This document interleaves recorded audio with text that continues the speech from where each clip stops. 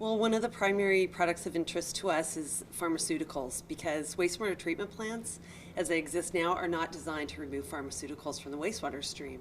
They're designed to remove solids and organic materials, but that's it.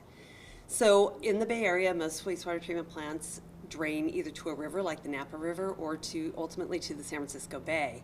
And studies have found traces of pharmaceuticals in drinking water supplies and also found that they have caused problems with aquatic organisms. So we know that pharmaceuticals are an issue. So the interest then in producer responsibility is?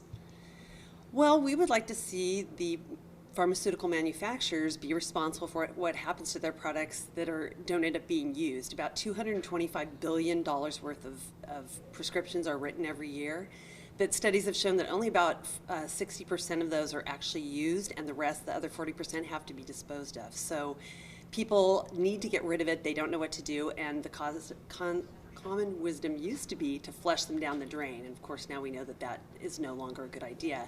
Likewise, putting them in the landfill, it leaches out, ends up in the groundwater or other types of water supply, and then we have a problem. So has the sanitation district taken a position on producer responsibility?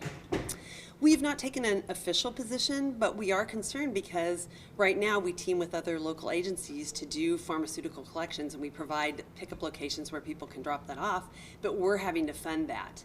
And that's another expense that we have to pay for, as well as focusing on our primary mission, which is treating wastewater. We're also trying to prevent these pollutants from going in. We all know that keeping pollutants out of the water is a lot easier than cleaning them up once they're in there. So we really support consumer protection through having an extended producer responsibility in making sure that these things are taken care of at their end of life. And how much did the sanitation district pay for the Napa collection last fall in concert with the hospital and the city?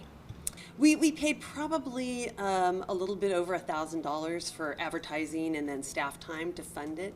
But we also fund an ongoing program that takes staff time every week to collect the materials and dispose of them at the hazardous waste facility.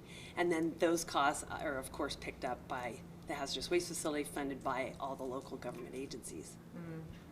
Very good. Well, thank you very much for sharing your experiences and your opinions.